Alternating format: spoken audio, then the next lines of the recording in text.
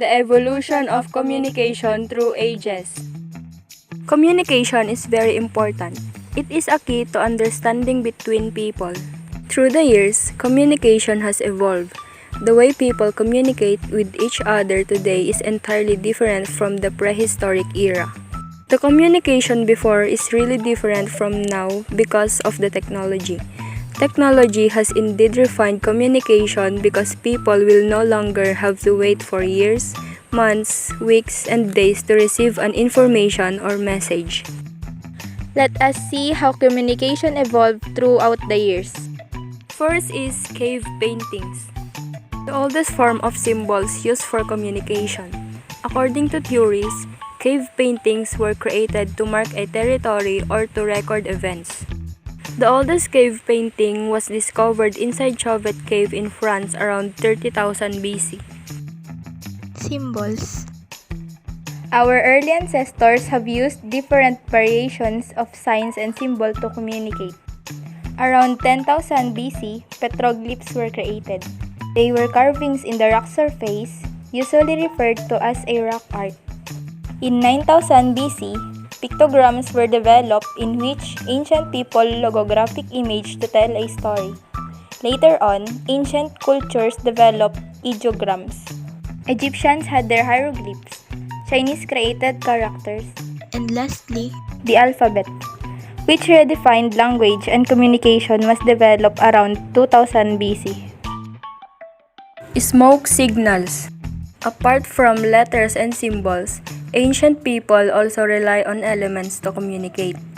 Smoke signals were primarily used in sending messages in China. In 200 BC, guards execute smoke signals to send messages along the Great Wall of China.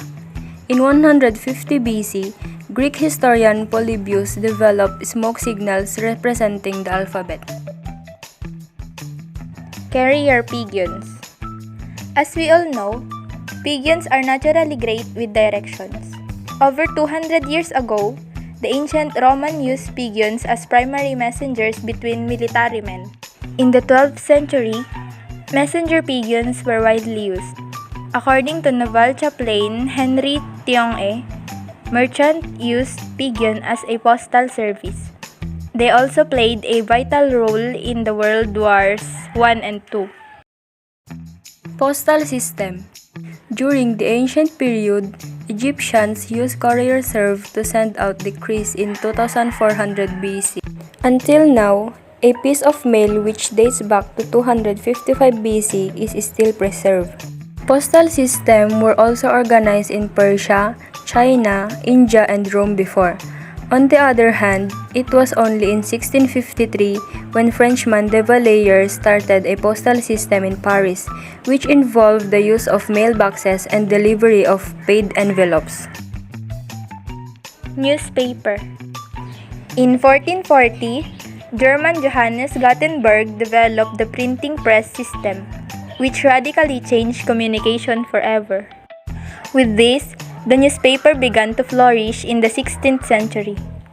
The German language publication of Johann Carolus in Strasbourg in 1605 was the first newspaper. The first English language newspaper was published in Amsterdam in 1620. Radio. After print media flourished, radio followed. In the 1830s, various scientists such as Maxwell and Hughes studied on wireless telegraphy, which developed the theory of electromagnetism. In 1888, Heinrich Rudolf Hertz discovered Hertzian waves, named after him. In 1893, Tesla started using wireless power as a form of transmitting content. In the early 20th century, radio broadcasting began. Telegraph.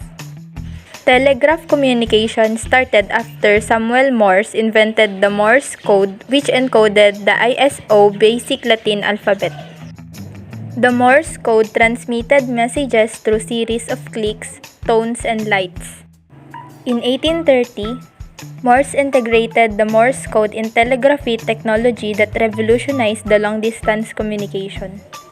In 1844, Morse sent his first telegraph message. Telephone. The telegraphy was immediately replaced by the telephone. It was invented by Scottish Alexander Graham Bell in 1876. The telephone axe is a telecommunication device that converts human audio signals to electronic signals which are transmitted via cables. It was further developed to commercially cater to local and long-distance calls. In the 1900s, landline telephone service began. Up until now, the telephone remained one of the most reliable telecommunication devices. Television. Along with telephones, television started to become a model of indirect communication to the mass audience. The television was not just invented by a single person, but developed through the efforts of various brilliant people. The earliest records of TV broadcasting occurred after World War II, in which the display was still black and white. Now, more than 1.5 billion households in the world own a television. Internet.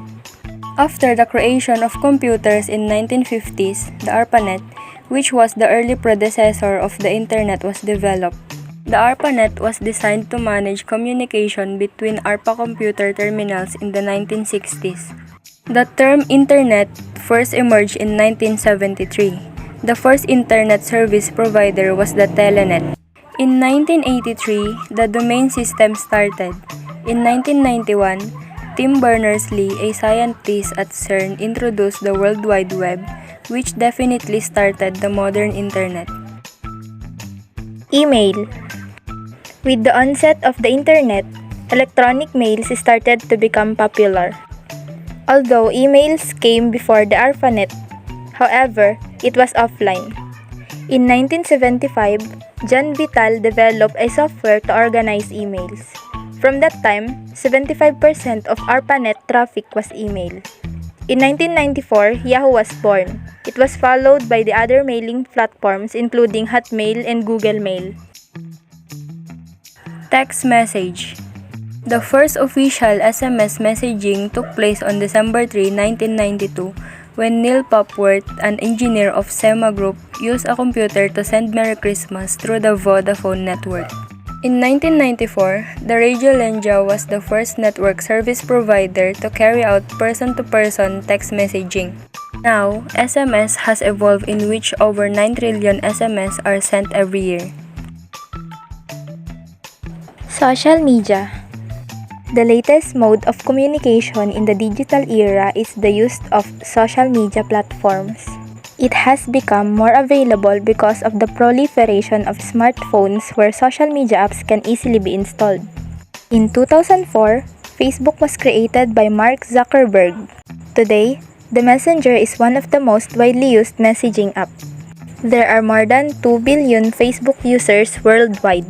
In 2005, YouTube became the first ever popular video hosting and social media site. In 2006, Twitter began to dominate the social media scene. Other social media platforms have followed.